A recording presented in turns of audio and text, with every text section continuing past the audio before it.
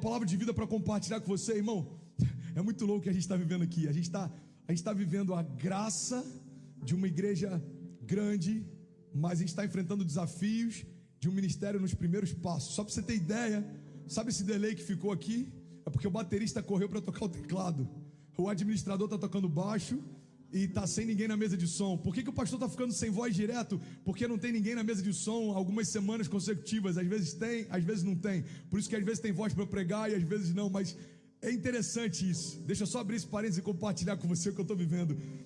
Eu estou vivendo alguns desafios que a gente vivia em missões, mas a gente está em Miami, Flórida, USA, falando com quase 5 mil pessoas simultaneamente. E eu acho que isso é um exercício para a gente, cara, ensinando a gente a lembrar que por mais que Deus dê alcance para a nossa voz, a gente continua sempre dependente dele em tudo. Irmão, a dependência é a chave que faz com que homens improváveis se tornem grandes homens de Deus. A dependência é a linguagem que os céus entendem. Não dá para crescer se não for Deus quem dá o crescimento. Não dá para avançar se não for Deus quem nos impulsiona para isso. Não dá para permanecer se não foi Deus quem abriu a porta. Por isso que a grande verdade da nossa jornada de fé não é o quão rápido a gente consegue chegar aonde deseja, mas é quanto tempo a gente consegue permanecer lá. E é por isso que eu me alegro em ver algo poderoso sendo gerado por Deus. Uma igreja com menos de 1 ano de existência, apenas 2 colaboradores contratados,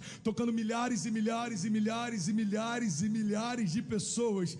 Porque a gente olha para tudo que a gente está vivendo, a gente tem uma plena convicção: só Deus poderia estar fazendo isso. Você está comigo ainda? Diga amém. Pastor, eu acho legal você celebrar a igreja, mas o que isso tem a ver comigo? É simples. Nós somos a igreja. Todo recurso que Deus envia para a igreja antes passa pelas nossas casas. Toda visão ampla para tocar cidades que Deus dá para a igreja antes Ele dá para as nossas casas. Toda cultura que uma igreja afeta nada mais é do que pessoas afetadas por Deus afetando cidades que afetam nações. Você está comigo ainda? Diga amém. Eu lembro de uma frase do Bill Johnson que ele diz que mentes transformadas afetam pessoas, pessoas transformadas afetam cidades, cidades transformadas afetam nações, nações transformadas afetam completamente toda uma geração. E nós cremos numa igreja para a cidade e uma cidade para as nações. Você está comigo ainda? Diga amém. Por isso eu quero compartilhar com você hoje, e eu queria muito pedir para todo mundo que está aqui ficar conectado comigo, ninguém se distraia, porque essa mensagem é extremamente objetiva, mas eu quero compartilhar algumas coisas com você. Eu quero compartilhar o meu coração também. Eu lembro de uma mensagem que eu preguei há 2 anos atrás, quando a gente estava se despedindo do nosso ministério no Brasil. Foi a última vez que eu ministrei antes da gente ser enviado. E a gente estava no Summer Camp e eu preguei essa mensagem e o tema era uma carta aberta à minha filha. E eu compartilhei algumas chaves que eu gostaria de compartilhar com a Ceci, se fosse a minha última vez. Então eu escrevi algumas coisas que eu gostaria que a Cecília se lembrasse mesmo depois de eu partir. E eu abri essa carta com as pessoas que estavam ali naquela noite. Mas o que eu quero fazer hoje é uma carta aberta às minhas ovelhas. Então eu quero compartilhar algumas coisas com você que se sente parte, mas você que talvez só está conhecendo a nossa igreja, mas quer receber algum desses princípios, essa palavra é para você também. Você está comigo ainda? Diga amém. Então, o que eu quero começar é a partir desse propósito, uma carta aberta às minhas ovelhas. Eu quero compartilhar algumas chaves. A primeira chave que eu quero compartilhar com você, irmão, que quando a gente entende isso, a nossa vida fica mais leve, apesar dos desafios, é que a felicidade não é um lugar, a felicidade é o caminho. Tem muita gente frustrada quando na verdade já está vivendo em parte aquilo que Deus prometeu, mas está tão fissurado em um lugar que não consegue usufruir do caminho. Pessoas que estão acreditando que a compra daquela casa, a compra daquele carro, aquela viagem da família, irmão, a viagem da família não é tão glorioso quanto o fato de você ter uma família. Por mais que a viagem ainda não tenha acontecido, o fato da tua família estar ao teu redor já é algo poderoso, mas a gente se ilude de forma muito sutil, porque a gente acreditou que a felicidade é um lugar, a gente acreditou que a felicidade é quando chegarmos lá. Então a gente se desgasta, a gente se gasta, a gente abre mão de princípios, de valores, a gente abre mão daquilo que é fundamental para chegar no lugar, porque a gente acredita, que quando chegarmos lá, certamente seremos felizes. Tem uma reflexão atribuída a Dalai Lama, alguns atribuem a Gandhi, mas sinceramente eu nem sei se ela é verdadeira, que perguntaram sobre algumas coisas que chamam a atenção dele em relação aos seres humanos, e o que ele respondeu, ou supostamente respondeu, é que ele acha confuso o fato de abrirmos mão da nossa saúde e da nossa paz para conquistarmos recursos, para quando tivermos recursos tentarmos gastar todos eles para comprar novamente a saúde e a paz que não temos mais. É uma grande verdade, porque sem perceber a gente está se desgastando para tentar conquistar aquilo que é transitório, e muitas vezes a gente não é intenso para estabelecer fundamentos que são eternos. A palavra de Deus diz: olha, não coloca os teus olhos naquilo que se vê, porque aquilo que se vê é transitório. Pastor, você está dizendo então que eu tenho que estar alheio a tudo que é material? Não, irmão. Jesus nos chamou para governar sobre a terra. Jesus nos chamou para sermos reis e sacerdotes. O que eu estou dizendo é que entre 8 e 80 existem 72 escalas diferentes, e muitas vezes a gente é extremista. Ou a gente está completamente ligado às coisas naturais e esquece do reino, ou a gente está completamente mergulhado no reino e esquece que existe uma vida real com pessoas reais e necessidades reais. Irmão, o que eu quero dizer com você é que o evangelho é poder de Deus para gerar equilíbrio, autoridade em todas as áreas da nossa vida, convicção de que seremos salvos, mas também prosperidade para curtirmos o caminho até lá. Você está comigo ainda? Diga amém. Deixa eu compartilhar isso com você, irmão. Não se iluda, a felicidade não é um lugar, a felicidade é um caminho, é o caminho. Sabe, nesses últimos, 10 anos de liderança cristã, 4 anos de pastoreio consagrado, 12 anos de casamento, 7 anos como pai, o que eu tenho aprendido é que nada daquilo que eu espero viver é melhor do que aquilo que eu já estou vivendo, e a gente precisa ter esse sentimento de celebração. Eu quero compartilhar com você, aqui a gente até pediu para eu não fazer, mas eu sinto de fazer, e depois eu me resolvo com ela em casa, vai dar tudo certo. Mas essa semana passada a gente ganhou um presente, um mimo de Deus, e aos olhos dos homens, talvez nem seja algo demais, mas aos nossos olhos foi tipo, uau, isso é um detalhe de Deus, é um mimo de Deus. A Kezinha ganhou um carro, e aí você vai, obrigado Gui por celebrar com a gente, obrigado de verdade. Monetariamente, o carro quase não tem valor aqui nos Estados Unidos, o valor dele é baixo, 2, 3 mil dólares, mas vai além do valor. Se tivesse 30 mil dólares, para a gente seria a mesma celebração, porque a gente viu o cuidado, alguém que a gente ainda não conhecia, mas que tem sido tocado pelas mensagens que em secreto Deus tem gerado, chegou e falou: cara, eu gostaria de alguma forma de abençoar vocês, e ele me pediu uma coisa só: não compartilhe isso com ninguém, porque aquilo que uma mão faz, a outra não deve saber. Abri um parênteses aqui, a palavra fala a respeito disso, principalmente quando a gente fala de esmola, ou seja, quando você vai dar esmola para alguém, não deixa que a tua outra mão saiba do que a tua mão fez, mas quando a gente está falando de uma oferta, compartilhar isso gera fé para quem ouve o testemunho. Você está comigo ainda? Diga amém. E eu passei 2 dias junto com os meninos aqui, cara, a gente passando produto lá no para-choque para tentar reavivar o plástico. Eu fui em junkie, que é muito comum aqui, tipo pull and pay, você vai lá, tira algumas peças que você precisa e você leva e já paga. Mano, eu passei 2 dias quase que de mecânico, reformando tudo. Cheguei para a Kezinha ontem, botei um chaveirinho, entreguei para ela, falei: amor, o primeiro carro que Deus te deu. E por que eu estou falando disso, irmão? Porque daqui a meses, anos, ela pode ter um carro 10 vezes mais caro do que esse, 20 vezes mais caro do que esse, mas agora, nesse tempo, é Deus falando para ela: eu me preocupo com aquilo que preocupa você, eu me agrado em agradar você, eu tenho prazer em cuidar de você. E um princípio que eu aprendi, e tem tudo a ver com essa relação entre o lugar e o caminho, é que aqueles que celebram aquilo que Deus faz hoje, estão preparados para receber aquilo que Deus certamente fará amanhã. Eu estava falando com um dos jovens, e eu falei: irmão, eu estou tão feliz com aquilo que Deus fez, eu estou tão grato, eu estou tão constrangido, que eu tenho certeza, cara, que quando Deus dos céus olha isso alegra o coração dele.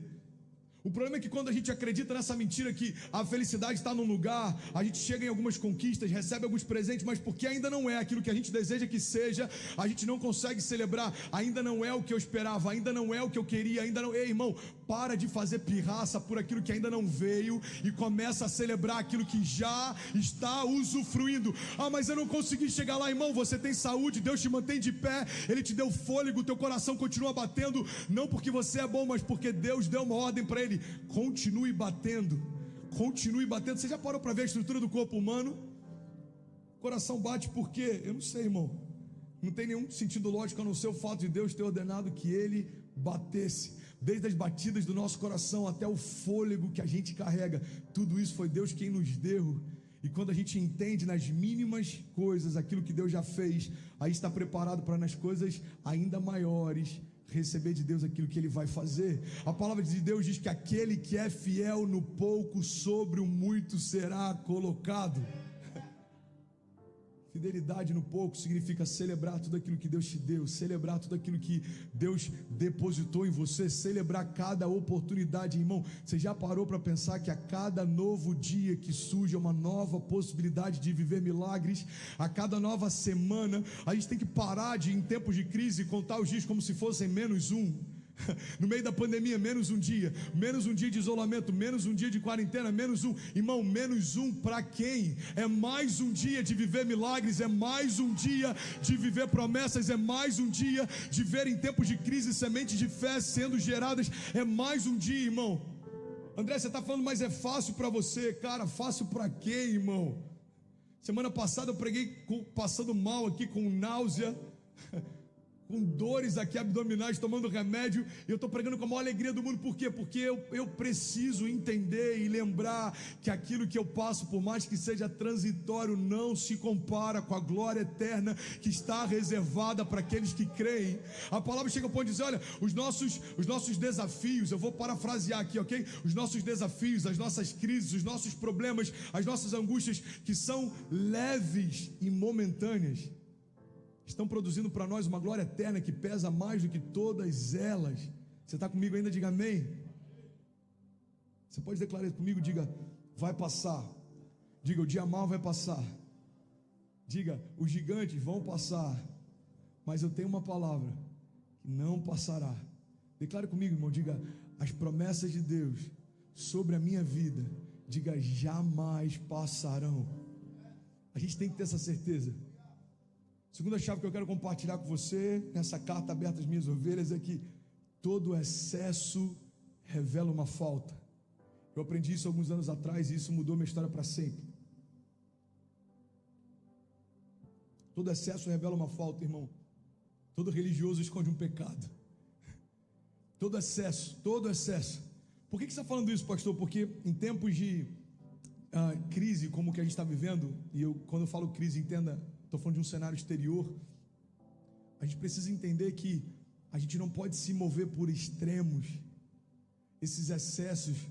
O que é ansiedade? Nada mais é do que um excesso do meu pensamento em relação ao futuro. O que é depressão? Muitas vezes a depressão nada mais é do que o excesso do meu pensamento em relação ao passado. Então aquilo que um dia foi euforia, muito facilmente se transforma em nostalgia, e é um pulo para melancolia. A gente está eufórico demais, e aquilo que viveu no passado é diferente do que está vivendo hoje. O meu relacionamento acabou, ou a minha empresa fechou, ou o meu ministério não está fluindo como já foi um dia. Ô irmão, a palavra está dizendo, esquecendo-me das coisas que para trás ficaram. Avanço, eu preciso avançar diz respeito a se desconectar do que ficou e se reconectar com o que há de vir. Avançar diz respeito a parar de olhar para aquilo que não existe mais e colocar o teu olhar naquilo que Deus ainda vai fazer, e certamente Ele fará. Por isso nós colocamos os nossos olhos no futuro. Por quê? Porque a esperança mora lá, irmão. A esperança mora no futuro. O diabo não está preocupado com o teu passado. Ei, olha para mim, em nome de Jesus. O inferno inteiro não está nem aí para o teu passado. Você sabe por quê? Porque se você está em Cristo, o teu passado foi perdoado. A tentativa do inferno não é de mudar o teu passado, porque isso é impossível. A tentativa do inferno é fazer você abrir mão do teu futuro. E o problema é que às vezes a gente está olhando para uma estação em que Deus não se move mais, e nem o inferno. O inferno não está preocupado com o que você deixou de fazer. O inferno está preocupado em desestimular você com aquilo que você vai deixar de fazer. O inferno não está preocupado se há anos atrás você deixou de buscar. A preocupação dele é que nos próximos anos você não consiga buscar. Ele não está preocupado com o que passou. E a gente precisa ter esse entendimento. Se nem o inferno está preocupado com aquilo que ficou para trás, por que eu vou me preocupar? Irmão, eu preciso entender que o futuro está sendo gerado hoje. Ei, irmão, o futuro é agora. The future is now. E ele é brilhante, irmão. Ele foi produzido por Deus, gerado pelas próprias mãos de Deus. E quando eu entendo isso, eu consigo me desvencilhar do que ficou, alegrar com o que está acontecendo e celebrar na certeza daquilo que está por vir. O futuro é agora. Você está comigo ainda? Diga amém. Terceira chave que eu quero compartilhar com você é que você é responsável. Isso aqui é muito forte. Por tudo aquilo que tolera. Você pode repetir isso comigo? Aonde você estiver, eu estou com saudade de falar com o público aqui, mas aonde você estiver, alguém sente saudade quando a gente tinha aqui as famílias chegando, café da manhã, oh Jesus. Mas em tempos de igreja, de portas fechadas, cara, a gente tem milhares e milhares e milhares de casas abertas. Então faça dessa oportunidade um culto na tua casa. Fala para quem está do teu lado aí na tua casa, cutuca ele, eu sei que ele ama isso, quem está do seu lado ama isso, a gente ama isso, né? Alguém está comigo? Gente, vocês são muito espontâneos. Repete comigo, diga: eu sou responsável por tudo aquilo que eu tolero.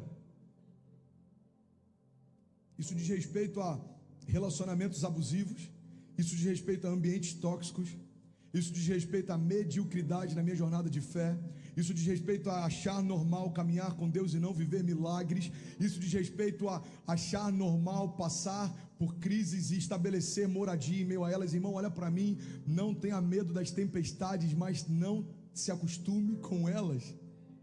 Não tenha medo dos gigantes, mas também não se acostume com eles. Não tenha medo do deserto, mas não estabeleça morada lá. Você é responsável por tudo aquilo que tolera. André, eu estou passando por um período ruim, mas cara, nem me incomoda mais. Pois é, então deixa eu te dar uma má notícia. Aquilo que era temporário vai se tornar agora a tua realidade. Por quê? Porque você tolera. Você precisa entender que a falta, miséria, doenças, enfermidade, medo, crise, isso precisa incomodar você a ponto de você se posicionar contra essas realidades. Porque se você se acomodar, isso se tornou o teu novo natural. Mas se você se posicionar, você vai romper em meio a um mover sobrenatural. Irmão, nós fomos chamados para viver de forma sobrenatural, de glória em glória. Em tempos de crise, avançamos. Em tempos de divórcio, renovamos alianças de casamento. Em tempos de falta, transbordamos. Essa é a palavra de Deus para nós. André, mas não faz sentido, irmão. E quando que Deus disse que faria? Um Deus eterno se transformar e se fazer carne, aquele que tinha toda a glória se despide de toda ela. Qual é a lógica que faz, irmão? Um Deus que criou todas as coisas, agora caminhar ao meio de homens pecadores e se entregar por eles para ter de volta o que sempre foi seu. Já parou para pensar? É como você vender tudo que tem para comprar aquilo que sempre foi teu. Irmão, não faz sentido, mas essa é a graça escandalosa que fez com que religiosos não entendessem, fez com que pessoas céticas não discernissem, mas fez com que aqueles que entenderam que havia algo de Deus ali, reconhecessem o poder daquele nome. E para todos aqueles que creram, deu-lhes o poder de serem feitos filhos de Deus. Você está comigo? Diga amém. Você é responsável por tudo que tolera, irmão. Então deixa de ser passivo. Deixa eu falar com muito amor. Coloca amor nas minhas palavras. Deixa de ser passivo. Deixa de ser mediano. Se o único momento que você tem de contato com a palavra é quando eu prego, você está vivendo abaixo daquilo que Deus preparou para você. Se a única palavra de vida que você carrega é quando alguém libera, você está vivendo à base de migalhas. Não é isso que Deus preparou para você. Se todas as vezes que você busca, quando um gigante se levanta, você está buscando livramento e não propósito. Deus está em busca de homens que caminham por propósito e não apenas pelo livramento. Livramento é bom, mas existe um propósito eterno que está além deles, irmão. Deus não nos chamou apenas para clamar por Ele quando exércitos inimigos se levantam. Deus nos chamou para nos posicionarmos com Ele, para avançarmos em fé, rompermos em fé. A palavra de Deus diz: olha, as portas do inferno não prevalecerão contra a igreja. Você sabe o que significa isso? Vem pra cá, Xande, por favor, pensa num cara forte, irmão, todo trabalhado no CrossFit. Vem cá, vem cá, vem cá. As portas nunca foram uma arma de ataque. Você não usa uma porta para atacar. Você não imagina alguém pegando uma porta, indo para o campo de batalha com uma porta, e você falando, mano, eu estou indo com espada, e você, eu estou indo com lança, e você, eu estou indo com uma porta. Alguém imagina alguém batalhando com uma porta? Você está comigo aqui ainda, pelo amor de Deus? Não seria ridículo? Mas esse entendimento, abaixa aqui o retorno, por favor, lindão. É esse entendimento que muitas vezes a gente tem. A gente acredita que a palavra está dizendo, olha, as portas do inferno não prevalecerão, ou seja, o inferno vai vir batalhando contra nós e nós vamos resistir. Não, irmão, Deus não está dizendo que a igreja resistirá, Deus está dizendo que a igreja vai contra o inferno e o inferno não resistirá. O que a igreja está dizendo, vem encaixando, me abandona não, filhão. O que a igreja está dizendo é isso aqui, irmão, imagina que isso aqui são as portas, ok? Aí você imagina, fica de frente para mim, mano, elas são fortes, parecem impenetráveis. O que Deus está dizendo é que você vai chegar diante dela e falar assim, irmão, na moral, dá licença, deixa eu passar. Não me importa o tamanho dos gigantes, o tamanho das crises, não importa o nome das doenças, não importa aquilo que se levanta contra mim, eu vou passar, e as portas do inferno não prevalecerão. Mas os gigantes são fortes demais, e daí? O Deus que te deu a promessa é o mesmo Deus que derruba os gigantes. Mas o mar é grande demais, as ondas são altas demais, e daí, irmão? O Deus que fez o mar, estabeleceu os limites aonde as ondas dele iriam, é o mesmo Deus que te faz andar sobre as águas. Jó está questionando Deus, falando, ei Deus, eu não entendo isso, eu não entendo aquilo, eu não entendo. Deus fala, tá bom Jó, tá bom. Eu quero pregar hoje, irmão. Tem alguém que está aqui junto comigo? Tá bom, Jó, eu até te respondo se você me disser algumas coisas. E dentre as perguntas que Deus faz, eu não lembro se são 37, eu não lembro quantas são. Eu sei que a maior parte delas a ciência não conseguiu explicar até hoje. Dentre as perguntas que Deus faz a Jó, uma delas é: Jó, aonde você estava quando eu dei uma ordem para o mar, quando eu estabeleci os limites do mar, e eu disse até onde o seu orgulho se desfaria em ondas? Irmão, olha para mim. O planeta Terra poderia muito bem ser chamado de planeta água, não sei se você sabe disso, mas a porção de água que a gente tem é superior à porção de terra que a gente tem, em relação à dimensão e à profundidade. E a pergunta básica que a gente precisava fazer é: se tem muito mais água do que terra, por que a água não invade toda a terra? Porque Deus disse, até aqui, tudo bem, daqui em diante, não. Você consegue entender que o Deus que estabeleceu os limites da terra, o Deus que estabeleceu os limites do mar, o Deus que fez com que a terra, mesmo em trevas e vazia, se tornasse dia antes do sol ser gerado, esse mesmo Deus disse para você: pode avançar, eu te garanto, e as portas do inferno não prevalecerão contra vocês. Vocês avançarão, vocês romperão, e nada vai parar a igreja. Por quê? Porque eu sou o cabeça dela, Cristo é o cabeça da igreja, e nele habita a plenitude. Deus desejou derramar sobre ele a plenitude sobre todas as coisas, a autoridade sobre todas elas. E talvez você está dizendo: André, mas eu sou só um dedo mindinho no corpo. E daí? Faz parte do mesmo corpo, está debaixo da mesma unção, recebeu o mesmo Espírito e vai usufruir da mesma vitória. Então entenda isso, irmão. Você é responsável por tudo aquilo que tolera. A minha vida é mediana, a culpa é sua, porque tudo que Deus precisava, e eu coloco entre aspas, precisava fazer para te ajudar, Ele já fez. Há mais de 2000 anos atrás, Ele estabeleceu por herança aqueles que confiam em Jesus como seu único e suficiente Salvador. Ele estabeleceu herança, promessas, cura, salvação. Ele estabeleceu caminho, verdade e vida. Por que a culpa é minha, André? Porque se você quiser usufruir, a mesa está posta. O Senhor prepara uma mesa na presença dos meus inimigos e me honra, ungindo a minha cabeça com óleo, e o meu cálice faz transbordar. Irmão, a mesa está posta, a cadeira é sua, ninguém senta nela. Agora é só você que pode escolher sentar ou continuar do lado de fora reclamando da festa. É como o filho pródigo, chega ao ponto de desejar comer a comida dos porcos, e aí então ele se lembra e fala: uau, na casa do meu pai até os empregados comem melhor do que o que eu estou comendo. E ele fala: vou voltar e quem sabe ele me aceite como um dos seus empregados, porque na nossa visão, a gente caminha por aquilo que faz por merecer. Então o filho pensa, eu não mereço mais acesso à casa do pai, então quem sabe por misericórdia ele me dê acesso à mesa dos empregados. Só que o que o filho não sabia, provavelmente porque ainda não era pai, é que o pai não ama o filho pelo que ele faz, o pai ama o filho por quem ele é. Se esse jovem pródigo fosse pai, certamente teria uma visão diferente em relação ao seu próprio pai. Meu pai sempre falava isso, filho, tem coisas que você só vai entender quando for pai. Agora para mim faz muito mais sentido esse sermão que meu pai me dava. E ele volta, dependendo do contexto que você lê, dá para acreditar que ele estava tentando decorar o discurso. Ele volta no caminho dizendo, pai, eu pequei contra os céus e eu pequei contra ti. Eu pequei contra o céu. Imagina um filho decorando o discurso no meio do caminho. Quando ele chega lá, o pai não está nem aí para o discurso do filho.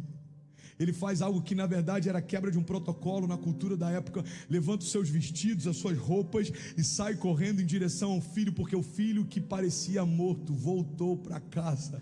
Irmão, o pai não está nem aí para o discurso dele, para as desculpas dele, para os erros dele. O filho que parecia morto voltou, e isso precisa ser celebrado. Essa é a graça que a gente vive, debaixo dessa palavra que a gente se move. Nele nós vivemos, existimos, nos movemos.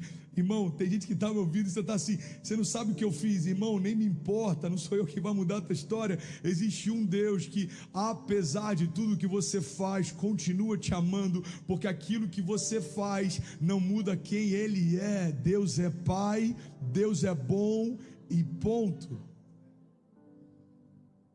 Então o que eu preciso fazer, André? Parar de tolerar o pecado. Porque quando Jesus fala para aquela mulher, olha, eu não te condeno mais, ele estabelece uma nova história para ela, mas ele dá uma direção também. Ele diz agora, vá e não peques mais. A gente está buscando Jesus nesses encontros em meio à nossa culpa, mas nem sempre está caminhando com Ele a partir do encontro. Ele está dizendo, olha, sede santo como eu sou santo. Irmão, parar de tolerar o pecado, parar de tolerar a mentira. Você não é um fracassado, você não é um derrotado, você não é doente. Você, irmão, você é quem Deus diz que você é. Você pode o que Deus diz que você pode. Você vai viver o que Deus diz que você vai viver. Então a escolha é sua, se você vai viver pelas palavras que Ele liberou sobre você, ou se você vai viver a partir das críticas que você sempre recebeu. Você é responsável por aquilo que tolera. Se dependesse das palavras que eu recebi, irmão, nem crente eu permaneceria. Ah, mas e depois que você começou a liderar? Se dependesse das palavras, algumas das que eu recebi, nem líder mais eu seria. Ah, mas e depois que você foi consagrado a pastor? Se dependesse de algumas palavras que eu recebi, nem pastoreando mais eu estaria. Ah, mas e depois que você veio para os Estados Unidos? Irmão, se dependesse de algumas palavras que eu recebi, nem nos Estados Unidos mais eu estaria. Mas glória a Deus, que não é o não dos homens que mantém a minha casa de pé, mas é o sim.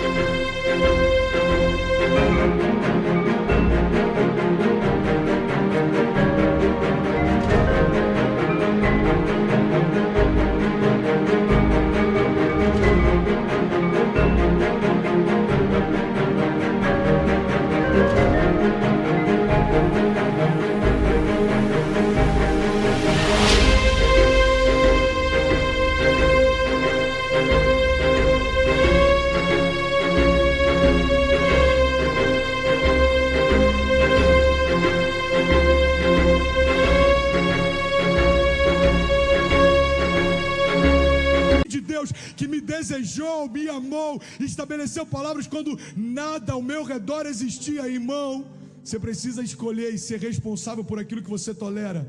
Homens maus se levantam todos os dias. O inferno não está furioso, sempre foi. 1/3 dos anjos do céu caiu por terra e eles passaram a odiar tudo aquilo que Deus ama. O inferno não está querendo parar você de hoje. Ele tentou parar você desde a cruz, porque ele tentou anular a salvação dos homens. Mas e depois que Jesus estabeleceu, irmão, ele tentou parar você no ventre da tua mãe. Ele tentou parar você em dias que você nem soube, mas Deus te deu livramento de morte. O que eu quero te lembrar é que por mais que ele tenha tentado parar você, se você está de pé, você sabe o que significa? Ele não conseguiu. That's it. Ele não conseguiu. Ele não conseguiu.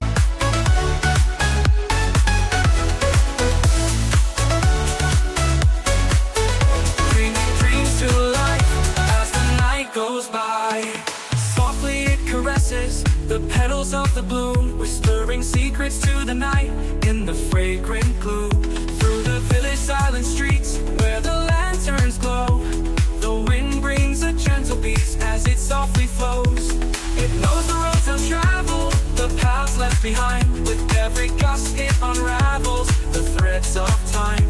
In the laughter of the children, the songs of the old, tells a story, timeless and bold. Oh, the winds return to home, where the spirit roams. Through the ancient trees and the valleys known, it sings a lullaby beneath the starlit sky, bringing dreams to life as the night goes by. Eu já dei meu testemunho no ventre da minha mãe. Ela pegou uma doença, os médicos falam, aborta. Irmão, o inferno não conseguiu parar.